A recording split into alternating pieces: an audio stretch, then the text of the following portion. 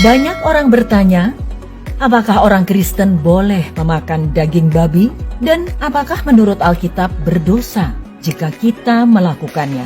Orang Kristen bebas makan apa saja. Daging babi, udang, seafood, sayuran, apa saja. Tidak ada yang membatasi kita. Dan video kali ini akan menjelaskan alasan mengapa orang Kristen diizinkan memakan daging babi. Dalam Perjanjian Lama, Allah memberikan hukum makanan kepada bangsa Israel. Perlu dicatat, Dia tidak memberikannya kepada semua orang. Dia hanya memberikannya kepada orang Israel. Dalam Imamat 11 ayat 7 hingga 8. Demikian juga babi hutan, karena memang berkuku belah, yaitu kukunya bersela panjang, tetapi tidak memamah biak, haram itu bagimu. Daging binatang-binatang itu janganlah kamu makan, dan bangkainya janganlah kamu sentuh. Haram semuanya itu bagimu. Ulangan 14 ayat 3 hingga 8. Janganlah engkau memakan sesuatu yang merupakan kekejian. Inilah binatang-binatang berkaki 4 yang boleh kamu makan: lembu, domba dan kambing, rusa, kijang, rusa dandi, kambing hutan, kijang gunung, lembu hutan, dan domba hutan. Setiap binatang berkaki 4 yang berkuku belah, yaitu yang kukunya bersela panjang menjadi 2, dan yang memamah biak di antara binatang-binatang berkaki 4, itu boleh kamu makan. Tetapi inilah yang tidak boleh kamu makan dari antara yang memamah biak, atau dari antara yang berbelah dan bersela kukunya: unta, kelinci hutan, dan marmut. Karena semuanya itu memang memamah biak, tetapi tidak berkuku belah. Haram semuanya itu bagimu. Juga babi hutan, karena memang berkuku belah, tetapi tidak memamah biak. Haram itu bagimu. Daging binatang-binatang itu janganlah kamu makan, dan janganlah kamu terkena bangkainya. Ketika Yesus mati di kayu salib, dan tidak hanya mati untuk dosa-dosa kita, Dia menggenapi hukum Perjanjian Lama. Dia memenuhi hukum terhadap makanan yang tidak halal. Dalam Efesus 2 ayat 15 hingga 16.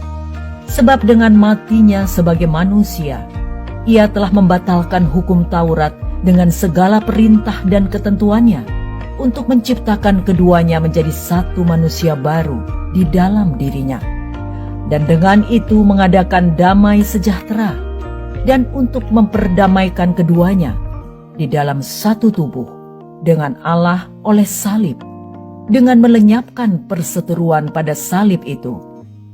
Pada Galatia 3 ayat 23 hingga 26, sebelum iman itu datang, kita berada di bawah pengawalan hukum Taurat, dan dikurung sampai iman itu telah dinyatakan. Jadi hukum Taurat adalah penuntun bagi kita sampai Kristus datang, supaya kita dibenarkan karena iman.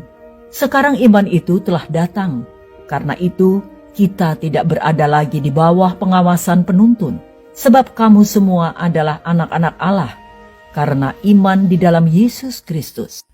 Roma 10 ayat 4. Sebab Kristus adalah kegenapan hukum Taurat, sehingga kebenaran diperoleh tiap-tiap orang yang percaya. Yesus berkata semua makanan itu halal. Kita bebas makan apa saja. Dalam Markus 7 ayat 18 hingga 19. Maka jawabnya, apakah kamu juga tidak dapat memahaminya? Tidak tahukah kamu bahwa segala sesuatu dari luar yang masuk ke dalam seseorang tidak dapat menajiskannya, karena bukan masuk ke dalam hati, tetapi ke dalam perutnya, lalu dibuang di jamur. Dengan demikian ia menyatakan semua makanan halal. 1 Korintus 8 ayat 8. Makanan tidak membawa kita lebih dekat kepada Allah. Kita tidak rugi apa-apa kalau tidak kita makan, dan kita tidak untung apa-apa kalau kita makan. Dalam Kisah Para Rasul 10 ayat 9 hingga 15. Keesokan harinya, ketika ketiga orang itu berada dalam perjalanan dan sudah dekat di kota Yope, kira-kira pukul 12 tengah hari, naiklah Petrus ke atas rumah untuk berdoa. Ia merasa lapar dan ingin makan. Tetapi sementara makanan disediakan, tiba-tiba rohnya diliputi kuasa ilahi. Tanpa olehnya langit terbuka, dan turunlah suatu benda berbentuk kain lebar yang bergantung pada keempat sudutnya, yang diturunkan ke tanah. Di dalamnya terdapat pelbagai jenis binatang berkaki empat, binatang menjalar, dan burung. Kedengaranlah olehnya suatu suara yang berkata, "Bangunlah, hai Petrus, sembelihlah dan makanlah." Tetapi Petrus menjawab, "Tidak Tuhan, tidak. Sebab aku belum pernah makan sesuatu yang haram dan yang tidak tahir." Kedengaran pula untuk kedua kalinya suara yang berkata kepadanya, "Apa yang dinyatakan halal oleh Allah, tidak boleh engkau nyatakan haram."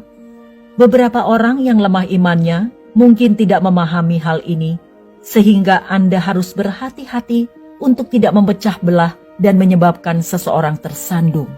Jika orang di sekitar Anda akan tersinggung, Anda harus menahan diri untuk tidak memakannya. Pada Roma 14 ayat 20 hingga 21. Janganlah engkau merusakkan pekerjaan Allah oleh karena makanan. Segala sesuatu adalah suci, tapi celakalah orang jika oleh makanannya orang lain tersandung. Baiklah engkau jangan makan daging atau minum anggur, atau sesuatu yang menjadi batu sandungan untuk saudaramu. 1 Korintus 8 ayat 13. Karena itu apabila makanan menjadi batu sandungan bagi saudaraku, aku untuk selama-lamanya tidak akan mau makan daging lagi, supaya aku jangan menjadi batu sandungan bagi saudaraku. Roma 14 ayat 1 hingga 3. Terimalah orang yang lemah imannya tanpa mempercakapkan pendapatnya, yang seorang yakin bahwa ia boleh makan segala jenis makanan, tetapi orang yang lemah imannya hanya makan sayur-sayuran saja. Siapa yang makan, janganlah menghina orang yang tidak makan. Dan siapa yang tidak makan, janganlah menghakimi orang yang makan, sebab Allah telah menerima orang itu. Pada akhirnya, kita semua harus memahami bahwa keselamatan hanya melalui iman di dalam Kristus. Pada Galatia 3 ayat 1 hingga 6. Hai orang-orang Galatia yang bodoh, siapakah yang telah mempesona kamu? Bukankah Yesus Kristus yang disalibkan itu telah dilukiskan dengan terang di depanmu? Hanya ini yang hendak ku ketahui daripada kamu. Adakah kamu telah menerima roh karena melakukan hukum Taurat, atau karena percaya kepada pemberitaan Injil? Apakah kamu sebodoh itu? Kamu telah mulai dengan roh. Maukah kamu sekarang mengakhirinya di dalam daging? Sia-siakah semua yang telah kamu alami sebanyak itu? Masakan sia-sia? Jadi bagaimana sekarang? Apakah Ia yang menganugerahkan roh kepada kamu dengan berlimpah-limpah dan yang melakukan mujizat di antara kamu berbuat demikian karena melakukan hukum Taurat, atau karena kamu percaya kepada pemberitaan Injil? Secara itu jugalah Abraham percaya kepada Allah,